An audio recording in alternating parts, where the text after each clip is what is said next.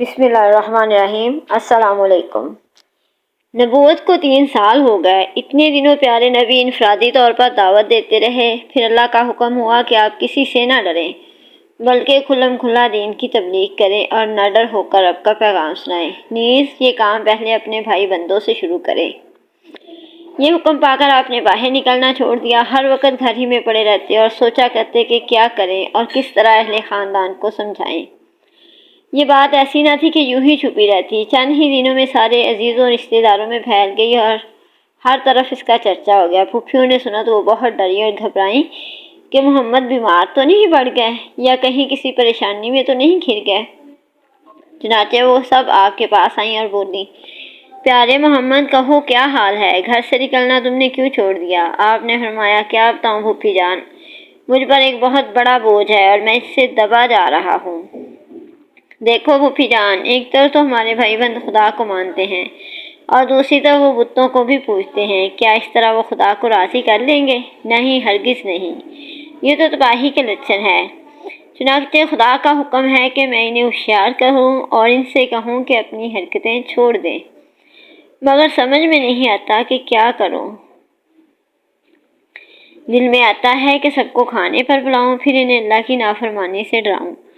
پھوپھیوں نے کہا، کیا حرج ہے، کر ڈالو دعوت، لیکن دیکھو چچا ابو لہب کو مت بلانا، وہ مرتے دم تک تمہاری باتیں نہیں سنے گا۔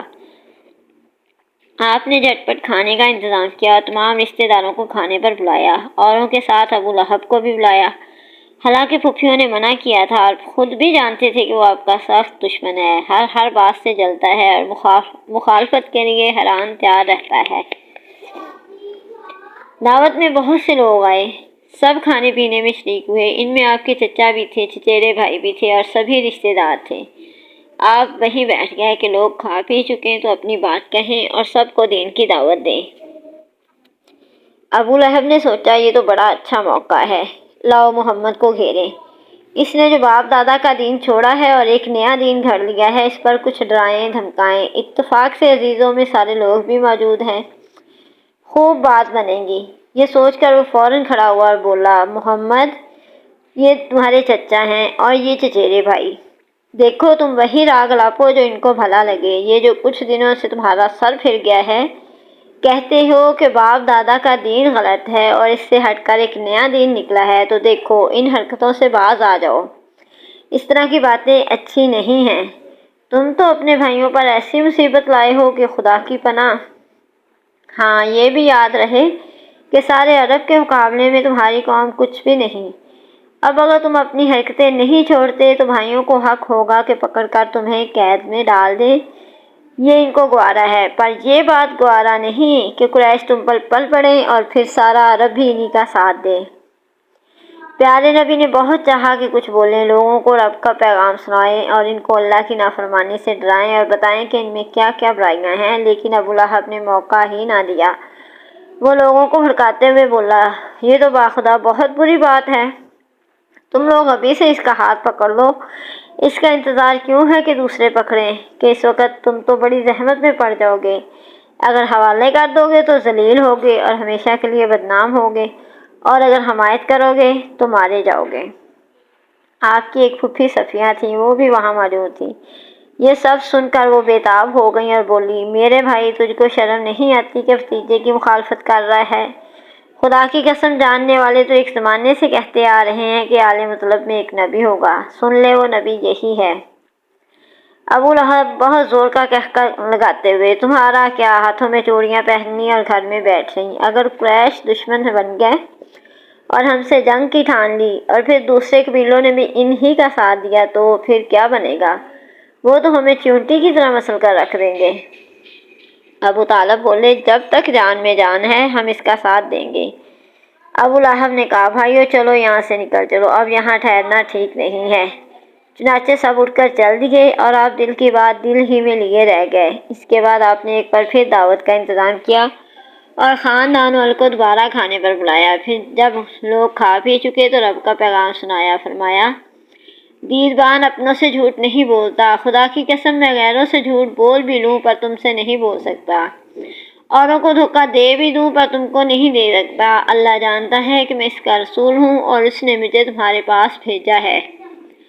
سن لو، عرب میں کوئی بھی اپنی قوم کے لیے مجھ سے بہتر چیز نہیں لایا۔ میں تمہارے پاس دونوں جہان کی بھلائی لے کر آیا ہوں۔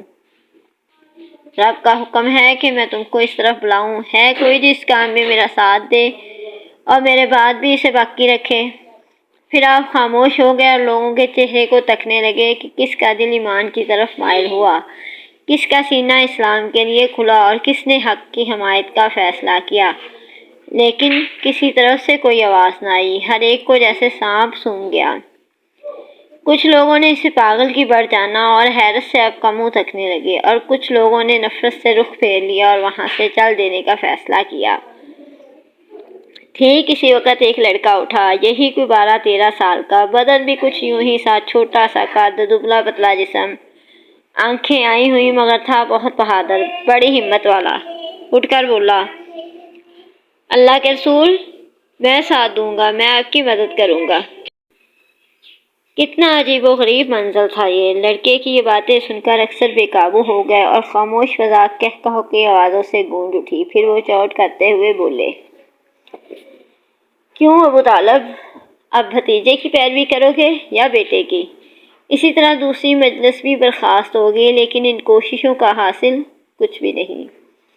مگر آپ اب بھی مایوس نہ ہوئے اور پورے ولولے سے کام کرتے رہے۔ ایک دن کی بات ہے کہ آپ صفا کی پہاڑی پر چڑھ گئے اور درد بھری آواز سے چیخے، قریشی بھائیو، قریشی بھائیو! لوگ چونک اٹھے، ارے بھائی، یہ کون پکار رہا ہے؟ کس کی آواز ہے یہ؟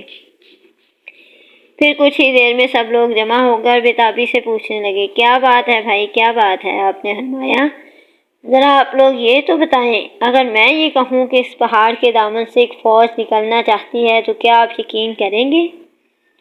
لوگوں نے کہا، ہاں ہاں ضرور، نہ ماننے کی کوئی وجہ نہیں، ہم نے آپ کی زبان سے تو کبھی کوئی جھوٹی بات سنی نہیں۔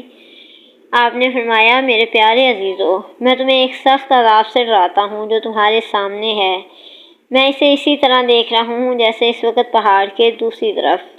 قریشی بھائیو، خدا کی ناراضگی سے بچو، اپنے آپ کو آگ سے بچاؤ، اور آگ سے بچنے کی بس ایک ہی تدبیر ہے کہ اللہ تعالیٰ کو ایک مانو اور میرے رسول ہونے کا اقرار کر لو۔ یہ سننا تھا کہ ابو لہب کا چہرہ غصے سے سرخ ہو گیا جیسے لال انگارہ۔